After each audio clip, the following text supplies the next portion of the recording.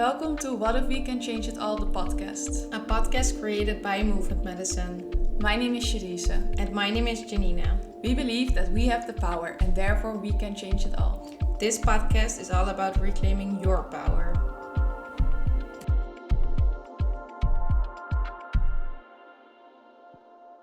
Welcome everyone already to our fourth. I'm just gonna do that again. So welcome everyone to our fourth episode. I know we probably say this with every guest, but we have a very special guest today. It is the one and only Aqueene Wilson. I myself am a huge fan of her. I met her on Instagram. I think it was 2 years ago. She did a giveaway and I won the giveaway. And since then I've been a fan. But I'm not going to say too much. Do you mind introducing yourself, who you are, etc.? That was such a warm welcome. I forgot how we met. But I'm Aqueene Wilson. I am a Caribbean child. I am a photographer. I guess just a multi-disciplinairy artist. But I always say I'm also so much more. I don't want to limit myself to those titles. Yeah, but I'm happy to be here. I love that. I love that. Well, we also have been working together, as she also did some fun projects for us. And what I love about your work is that there's like a deeper layer in what you do, right? So it's not just an exhibition, there's like a whole vision underneath it and why. And well, I would say there's like, I want to change something vision underneath it. And yeah, can you talk a bit about that actually? Yeah, I agree with what you said. I think because, when you go to a museum and then you go there and it's like, okay, look at the picture or the artwork, and then you leave and that's it, but you didn't really leave the building with something deeper or a transformation, or it's just very superficial. I don't want to but from that perspective, I was like, I want to touch people. That is my core mission in a way. And I also I want to amplify, especially Black voices. And so therefore, yes, my core discipline is photography, but it's more so used as a tool to change a certain narrative of us as a community. Or I think it was a month ago, I also had a photo shoot with a group of women, which is beautiful. But for me, the photo shoot itself was way more impactful and beautiful because of the quality time than the actual work after it's edited and stuff. So it's also about bringing people together. And yeah, it's not just a visual. It's for me, it's way more. It's like a communal practice. And I try and I hope that every time that I do create something, that people can feel that. Yeah, I try to do that. Yeah. Well, I can honestly say you feel that. Yes. Like, unfortunately, I couldn't see your last exhibition, but just seeing it on Instagram, and it's just Instagram, right? You can already feel it. You can really see like someone's soul is really inside your work, right? And I don't know, it just touches you in a certain way that you feel like this is pure passion and this is something that is meant to be here, instead of just, wow, this is a pretty picture, right? Wow. And I think that's really a gift to touch people that way, even on Instagram. Yeah. Oh, that's so sweet. And I'm happy that it comes across like that. I think also during the photo shoots for that project that you were talking about, which was Selfhood, there was a moment where we planned the date to do the photo shoot because it was a group session, but everybody was tired. Everybody was like, girl, I'm struggling with school, or I'm doing this, or it's just fatigue all over. And I was in a position where I was, okay, maybe we should cancel or postpone it. Mhm. So I asked them, and they were like, no, you can just leave it like that. And then I just set an intention of, okay, if the project is about rest, you don't have to act, like you can literally just rest during the shoot. I guide them a little bit, but in general, the assignment that I gave them was enjoy the sun, or enjoy your body, or so yeah, it is real. And I think if it's not performative during the shoot, you will also see that translation in the picture itself. So that's always my starting point. Yeah. Yeah, I think that was definitely showable. And I think that's also what we both experienced during shooting with you, right? It's like there's like the sense of feeling at home in your own body and then being able to express that in a picture without having the need or having like this inside force, like, okay, but I need to look beautiful, or this and this and that, or and I think that's so powerful in how you work and how you guide and direct people in taking the photos. And it's like in the end, it shows their like the models or the people that are photographed. It shows their pure essence, and I think that's the most beautiful way in showing someone, instead of this, I'm beautiful and let's take a picture of me, right? It's like, nah, it's nice, it's beautiful, but it doesn't have this deep, this transformation, this all that you, I think, stand for. Yeah, thank you. And I also want to tap into, because the way I got to know you was through Instagram as well. But then you kind of went viral, I think. I don't know if it really was, but in my feed, you went viral. In mine too. In mine too. With the I hope I'm saying the name correctly, but where the black bodies dancing. Yes. Right. Yeah. So for people that don't know, we are both black dancers as well. Promote yourself. Yeah. And it was really cool to see that someone took initiative and show that to the world wide, because I think it's something at least we have been struggling with as well, and it's kind of changing somehow. But I feel like there's also underlying agenda underneath it at this moment, or in this point. In this moment, at this point, in this moment. But it was beautiful to see someone stepping up for us. With us, for us, and see that it literally went viral. And yeah, how did you birth that idea? How did you go there? Why? Yeah. They both said simultaneously. How did that idea? Well, I mean, it originated from my own needs and like desire to see more Black dancers. I have a background in dance. I'm not practicing it anymore, but I've always been in that field. And I think because I'm from Curacao, and when I went to the Netherlands, I was like, why is everybody white on stage? It's a thing. And it's not only on stage, it's also behind the scenes, or if you enter the theater, the audience. And I just, something just came.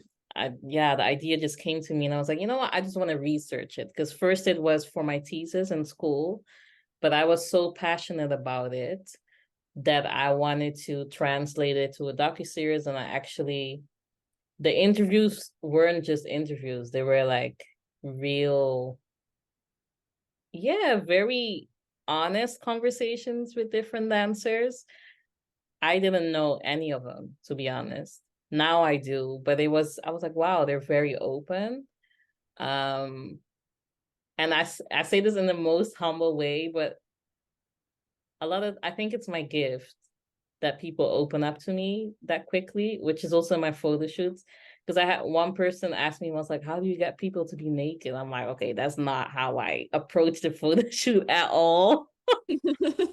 But I understand where they're coming from, because it's a very vulnerable space. But also for where the Black body's dancing, it's very vulnerable, because no matter how you twist this, there could still be repercussions to what they are sharing and saying, it does have an influence on their career or their reputation, or they might be difficult to work with because he or she has an opinion, etc. So yeah, I always gave the space that they could stay anonymous, but actually everyone was like, no, put my name in it. And that's also where I was like, this is way bigger than I thought it was needed. And then I think it was Christian Jeff who he thanked me personally. He was like, thank you so much for even researching this, because this was also before the whole Black Lives Matter movement. And so he's like, yeah, you've been doing this. Now you see a lot of people addressing it, not specifically related to dance, but just in general. But to what extent is it genuine? Is it performative? La la la la. Is it only because now they feel pressure that they need to include Black dancers? Yes or no? But in the same breath, I was like, you know what? Yes, people are paying attention now. So let me shove it in their throats and let me make use of this moment to create this program. And I was a fellow at Kunst Instituut Melly at that time. And I was like, this is what I want to do. And they, well, I don't know if they agreed, but it worked. And yeah, I think it's not done. It's the first 2 episodes. And I definitely want to create more because it's such a complex it's not even a subject, it's a reality. But I think what I always try to do, because my role in there was researcher, but also a curator, that I try to create a space where everyone feels seen and heard, because I was also open to people having a different opinion than me. Because I know, like, yes, I'm talking about Black dancers, but not everybody thinks the same. I know of a few people who's like, I don't want to label myself as a Black dancer. I was also open to having people in the docuseries that would say that, or that have an opinion that wouldn't necessarily align with mine. I think my role is just to give them space, because a lot of times it's the choreographer or the director or it's people above, and not the people who actually execute and make an idea come to life. And it was actually my teacher, because first I wanted to interview everybody, choreographer, schools, this and that. My teacher was like, no.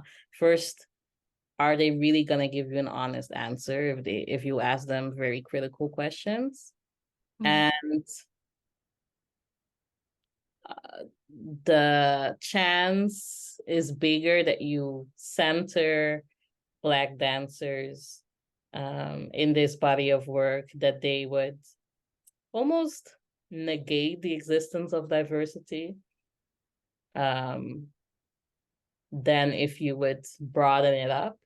And so, yeah, I just created the work, and I was very nervous. I can't lie. I was super nervous when it's launched, but the feedback was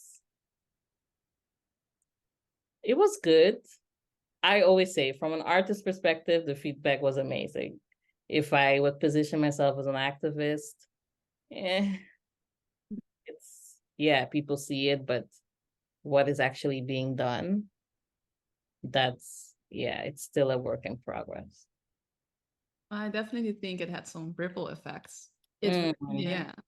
Yeah. And I loved the wow, my words. I love the docu-series. I really loved them. And I think you asked the right people to do it also, because they were so honest, and they also were so ready to talk about it.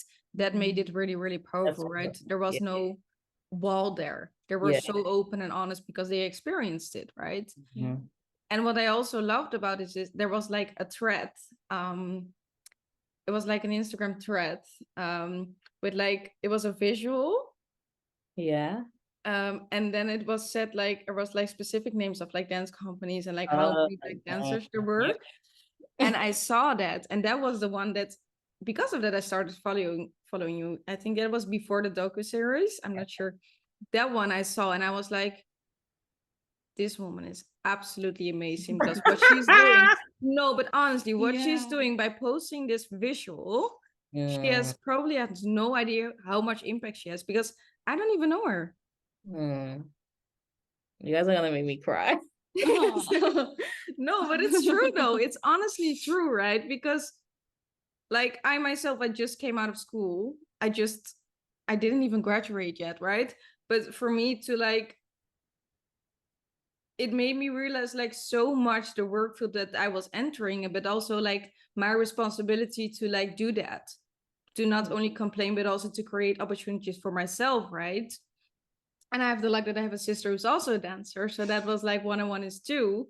But it really made me think, okay, but this is the work field now. And how can I do it for myself? How can I change it for myself that I feel comfortable enough and that I work with the people that I feel good around, right? Because that's really important. So that visual did a lot.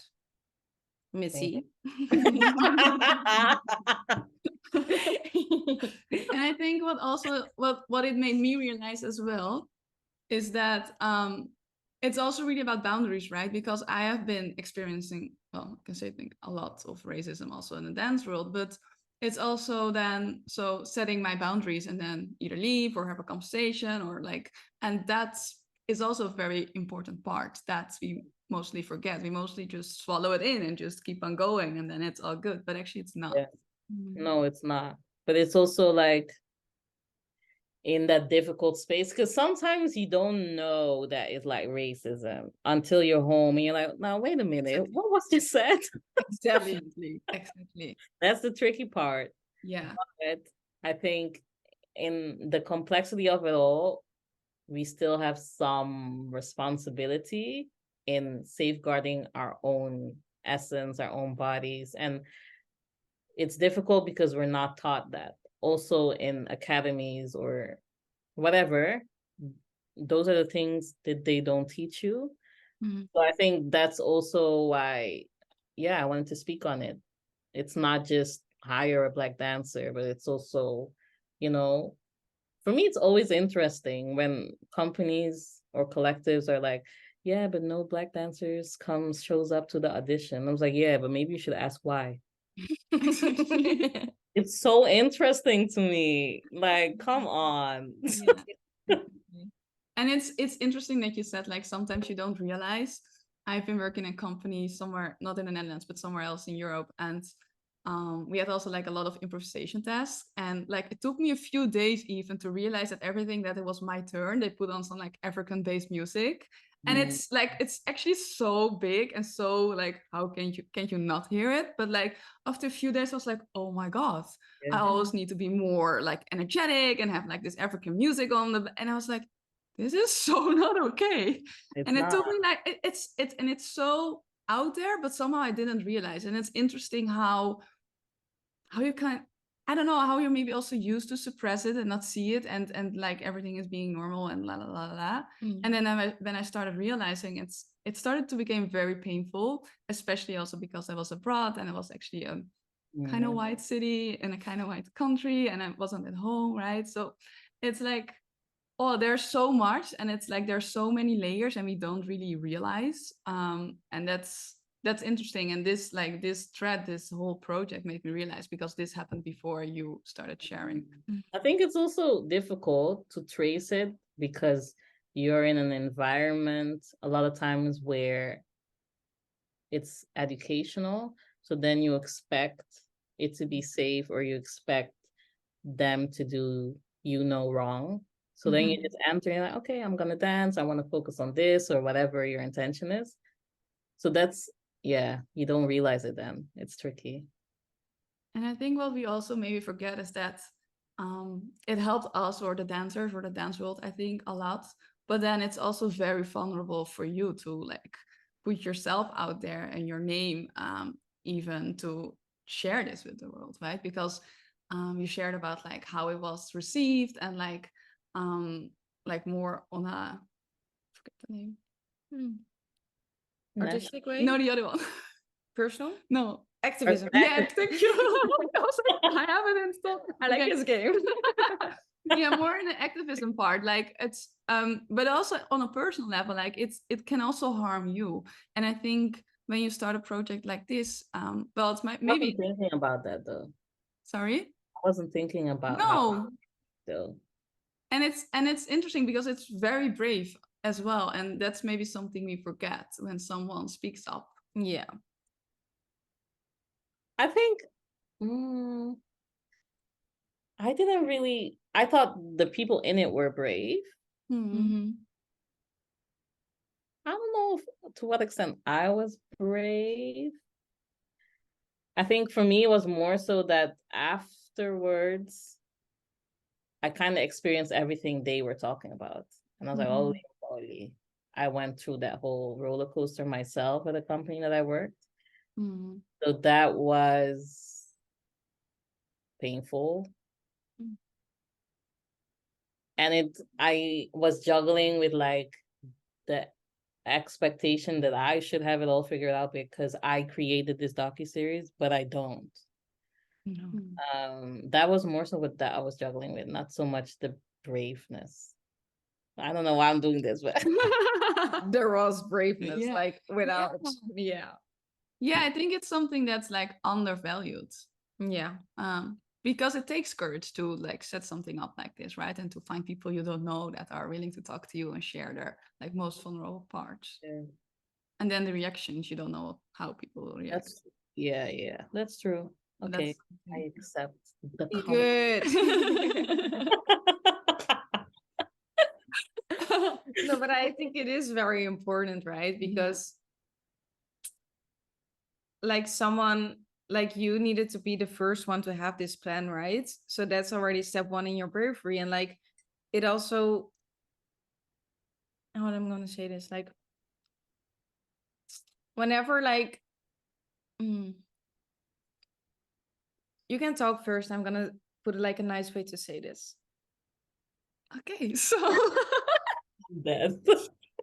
can I? So whenever someone speaks up, like there's always a lot of time there's a reason for someone or like people to have an opinion out of that, right? And it can be a good opinion or like a negative opinion, but like it takes a lot of courage to do so. Although you are not the one speaking up, people are speaking up through you.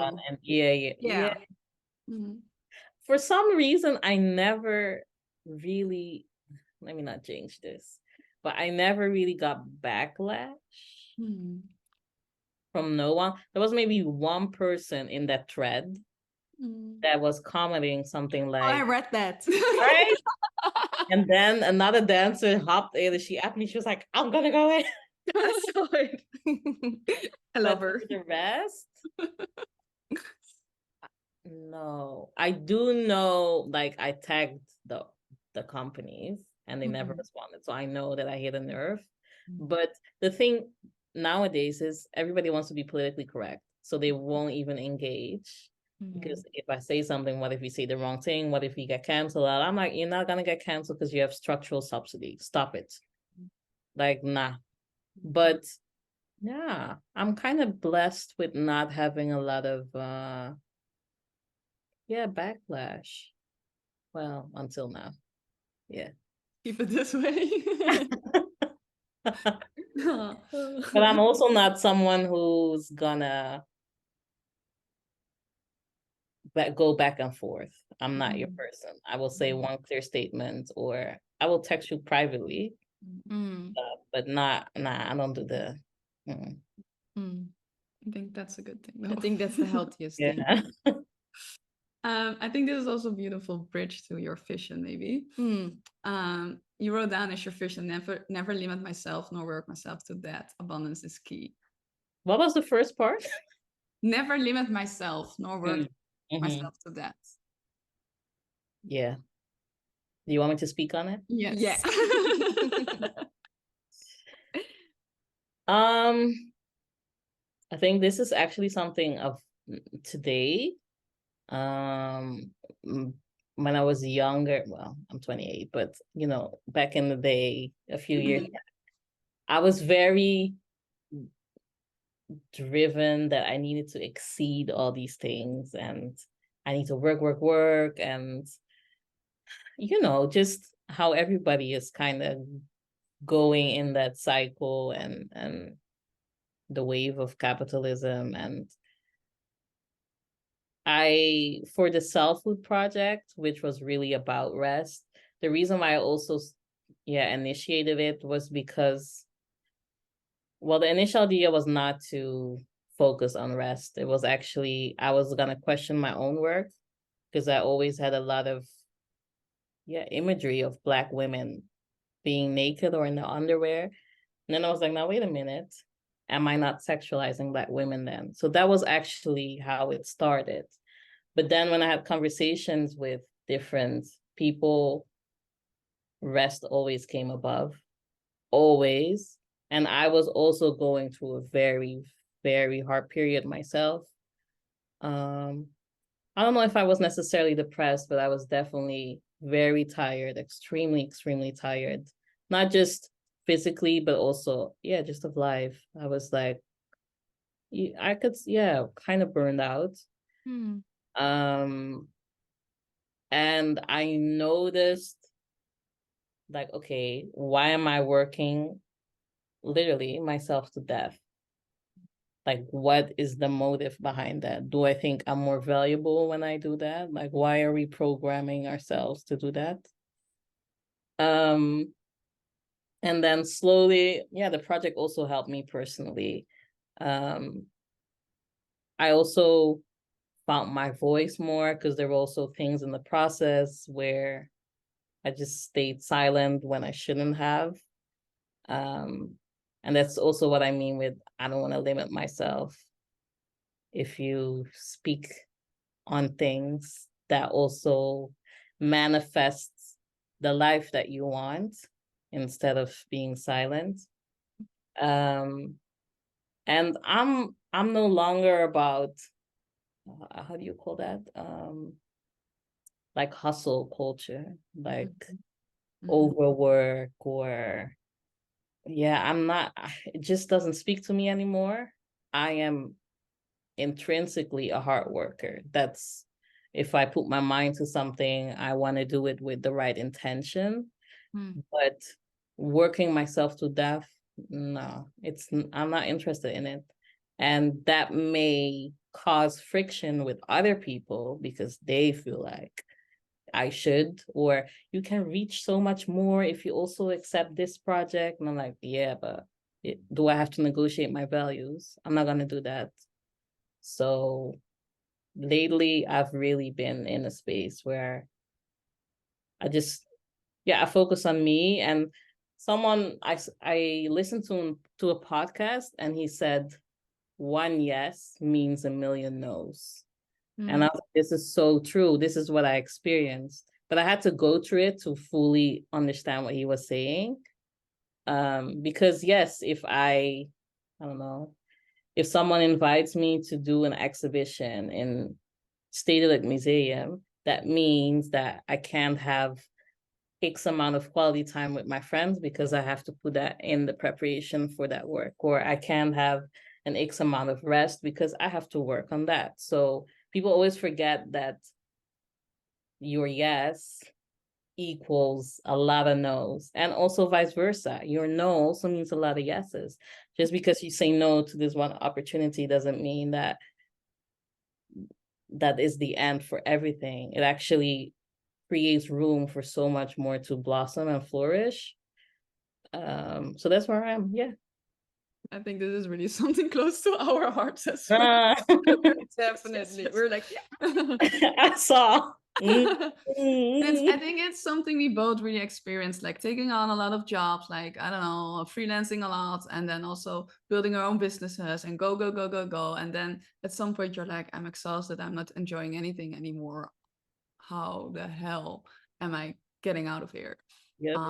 And then we started realizing, like, it's actually not about that. It's about life for us. It's about enjoying ourselves, feeling free, right?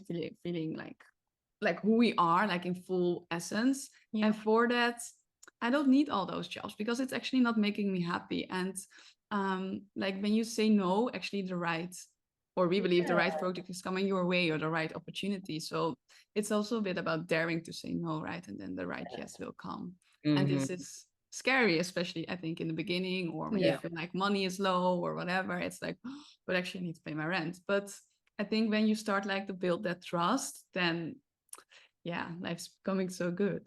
And I think what is so important is that often when we take a lot of shitty jobs, because most of them, they are shitty jobs, right? Because we're doing it for the hustle and the grind. So it's not something that fulfills us. But when we take all those shitty jobs on, it costs us more energy than we could ever think and take back, right?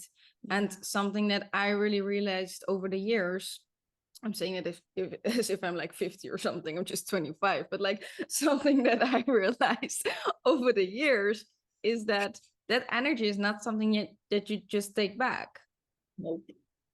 Because often with the city Jen's job, it's not only like your energy, your tiredness, but it's also like emotional energy. Like you're not feeling happy, you're like thinking negative thoughts. It's like a lot of energy that you're actually using. And then is that cash? Is that actually worth it? Yeah, it's not. But we've been programmed to think that it is. Yeah. Yeah. Exactly. Yeah. That's a dangerous thing, I think. It's a really dangerous thing. Yeah. But I understand it. I think it was my mom who said, like, you're very much in this masculine energy, like, go, go, go, I need to do this, this, this. She's like, try to be in your feminine energy and open yourself up that you can receive what is coming your way. And I was like, okay, ma. Okay. But it actually worked. And I was way more, in short, I was trusting the universe that it got me. And if you, sometimes you do need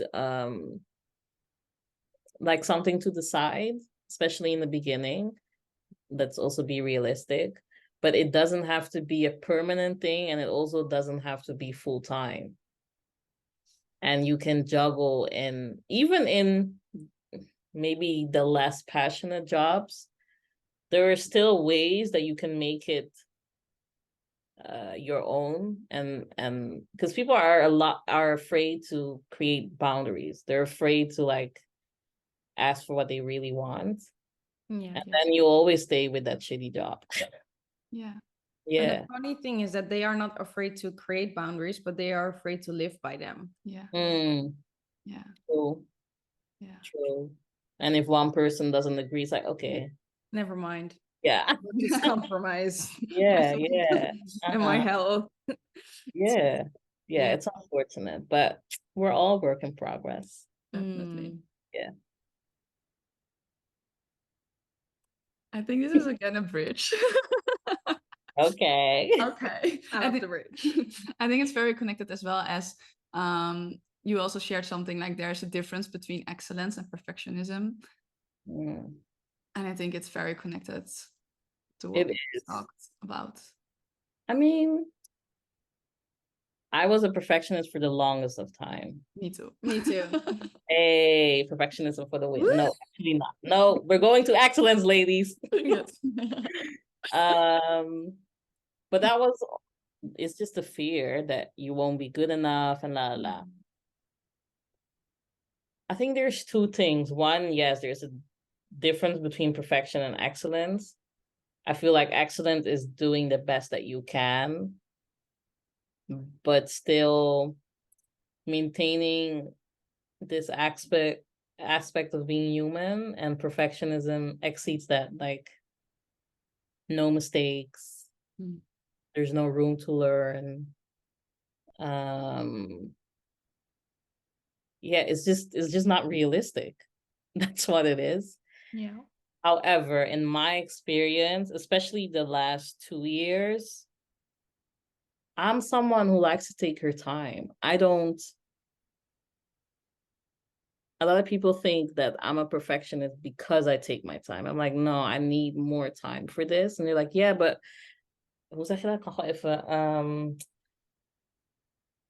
if you just do it today, then it's done, like you don't have to put so much energy in it, it doesn't have to be perfect. And I said, I'm not really striving for perfection, but I know that I can do better. Mhm. That's all. And I like to take my time, and I'm very intentional with my work. So that's the only thing where I'm not really struggling with it, but the outside world is struggling with it. Yeah. Because I take my time, and then they think that I am insecure, and therefore I want to stay on it longer. And I'm like, no, sometimes I like to sleep and think, I just like to take my time. Mm. Yeah, that's what I have for right now in terms of perfectionism and excellence. What's it for you?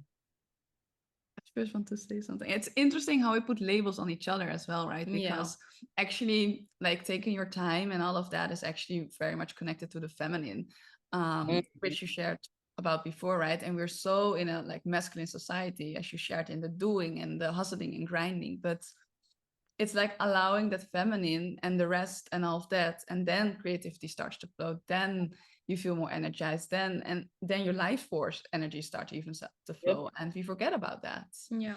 What is perfectionism for me? Perfectionism for me was like connected to a lot of fears, which I didn't admit back then at all. But everything needed to be perfect for sure, and not even perfect for the outside world, but perfect for me. And that was maybe even worse than, well, I mean, it's both kind of worse, but yeah, it was really a struggle inside of my head, where I was like, always when I finished something, I wasn't good enough and I needed to be better, or I put like crazy amount of hours in something which was like not needed at all. And what really helped me, I don't know where I heard this actually, maybe you know, but that like at some point I came to this thing, fail, which stands for first attempt in learning, and that became my life motto. And when I used that, it helped me to just like take a step back. I was like, okay, this is a learning point. It doesn't have to be perfect. It's probably can't be perfect, because we can always do better in some way, and that's also okay, right? But it helped me to calm myself down and to calm my nervous system down. Like, it's not perfect, I know my toe is not pointed perfect, so now yeah. Well, I think for me, it was definitely my sister who shared this sentence with me. Oh. Fail is first attempt in learning. And I think I myself had it at a certain point, it was like so taking over my life that when I was at school, that I had two notebooks. Like one was like just a draft notebook, and then I would write everything very neat in my other notebook. And like why the hell would you like consume so much time in just writing notes? Yeah. And like everyone thought I was crazy, and I was just like minding my own business, just enjoying my two notebooks. And at a certain point I was like, Janine, like what are you doing? Like how are you gonna like do this for the rest of your life? You're gonna lose so much time. But I also enjoy writing, like it really calms me down. But still, like the thing behind it, the thought that I had behind it was like, no, it needs to be neat. It needs to be perfect. And she became also very angry when something went wrong in her perfect notebook, right? When she made like a little mistake, she was very upset. I remember once we had this like rehearsal period with like the artistic director of her. An extreme. I know. I was like extreme. And we had this rehearsal with like the artistic director of the school. And she's like very free and stuff. And then she needed a paper, and she grabbed a random notebook from the floor. It was mine. And she just ripped out the paper. And my whole class was looking at me like, I was like, oh no, you didn't. But I could also not say anything because I was the one who's doing crazy, right? So I just sat there, I just swallowed. I was just like, oh no. And then rehearsal was over. I looked at my notebook. I was like, I just might as well just buy a new one and start over again. I didn't do that. But like that was the first thought in my mind. And I was like, no, this definitely needs to change. This is not healthy. Oh, whoa. Yeah, I was really upset. How is it now? Now it is actually really good. Like I read a lot, so I even like underline things in my books that I read now with pencil, but I like underline them, but also with pencil because my thoughts might change. Like if I read Yeah. it again, do I still think that this is that important, right? So I do that, and I have a lot, like, I don't know, I'm just actually doing really okay Yeah, with you're it. doing way better. That first attempt in learning did a lot for me, because then there's no failing in life, right? There's no doing life wrong, because Yeah. you are creating your own life. So how are you doing it wrong? Amen. That was what it was. Beautifully said. Yeah. Hmm. Shall we go? I think we have to go to the tip, because otherwise this episode is becoming very long. I'm just really enjoying myself. Yeah, me too. Me too. Good. So we always ask our listener, our guests, yeah. if they have a tip for our listeners. Do you have one, / do you still know it? My tip is, it's better to be respected than to be liked. And it was my mom who told me this. This year, I had a lot of exhibitions. And yeah, as I shared previously, I wasn't speaking up about certain things. Like, I would come in spaces where I needed materials to work with, and we had contact that it would be in the place, and then I would be there and it wouldn't be, and just messy, not professional, and all of that. But then I would go into this mode of like, okay, I will do it myself then. My mom was like, no, you need to address it and tell them this just needs to be fixed. Otherwise, you won't have an exhibition. My mom is very clear cut. She's like, you want to be liked. It's better to be respected than to be liked. Believe me. And I know it's true. And now it's like my motto. I speak my truth. Respect has so much more value, because not everybody's gonna like you. That's just a fact. But it's a learning progress. Yeah. Can I say something? Yeah. Like, you were talking, I was just like, oh, you know what? Like, listening to your story, like this past 40 minutes, like, it almost is like something that was always inside of you. Like, even like making the docuseries and stuff. Like, you were not going to be liked. You were not doing it to be liked. But you got a whole lot of respect out of it, right? And that is really, it almost sounds like you, and that you're like, I think it's beautiful that you're now actually fully embracing that, because it was always inside of you, like all the things that you did. Wow. And I'm sorry, but all the things that you did and released, it's like the motto and the motive was always respect, and to get respect for the people that you were working with. But the motto was never to be liked. It was never about that. I have goosebumps. I know, I just couldn't hold it in. I'm like speechless. Thank you for that. You're welcome. It's you were talking, I was like, need to say this. Funny, because a few months ago, when I had to like learn to speak up, I actually lost my voice, but I literally couldn't speak. I couldn't articulate words, nothing. Yeah. And I was just crying. I was like, oh my God, what is happening? You also feel, like a handicap. But it's also, even in a moment, I knew it was related to me not speaking up. So from then on, like a transition kind of happened. I was like, I was given a voice. I need to use it. And I'm gonna use it. So that was for me like the switch. Yeah. It's beautiful. Yeah. And the body always knows. Yes. This is what I wanted to Always. The body always knows. It's kind of scary. Sometimes you're like, but how? Yeah. Yeah. And the longer we keep on ignoring it, the louder the signs have to be, right? So then it results in actually losing your voice. Yeah. It just knows. Yeah, it's really a compass. Yeah. True. So to end this little episode, we will put your like information also underneath this video and in the screen, like I will edit it. Yeah. But how can people find you? And do you have any projects you're working on? Actually, this is also my curiosity. Yeah. People can find me through Instagram, Aqueene _Wilson, Nederlands. Aqueene. I will write it down. Yes. They can also send an email, aqueenewilson@gmail.com. So am I currently working on projects? I actually kind of have a break. Mhm. Cool. I had a busy year and I was supposed to be part of an exhibition, but I dropped out with the right intention. It just wasn't for me. Mhm. So now I'm actually kind of free, but I actually like the shoot that I did in May with the group. It was called We No Longer Common Ones. Yeah. So I'm like, maybe I just want to go back to basics, back to the beginning, and like do little like pop-up projects, or just I do an open call like, yo, who wants to do a shoot? And then, I mean, I can pay them, but then they also don't have to pay me. So it's Mhm. just an exchange. And we just create just for the fun of it.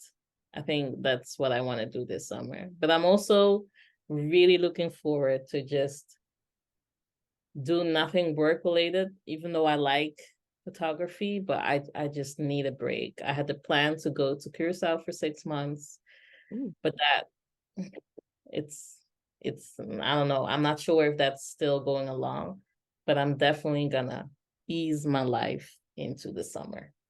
So Good. I don't know, nothing specific.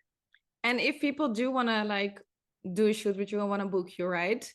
The best way to do it is to Instagram, Yeah, that's perfect. because we can highly recommend her. Yes. Ah, thank you. Like by almost all the Movement Medicine pics are made by the one and only. Yes. So yeah. You're welcome. And one little thing more to add, I think it's beautiful that you share this, because this is exactly where we talked about like the whole episode, right? And Yeah. a lot of people are sharing like stuff which Mm, are good for you, but then are not doing it. So I think it shows that yeah. more aligned with what you're talking about. And that's Yeah. amazing to hear and see. Yep. So Thank you. thank you. Thank you very, very, very, very much for this conversation. I think this is something that needed to happen like this way. So thank Yeah. you for being so open and sharing that much with us. Yeah. Yeah, I had fun. I haven't talked in a while Good. about my own work. Yeah, I haven't done that in a while. So I enjoyed it. Good. And thank you for all the compliments. I received them. Good. Good. That's important. That's important.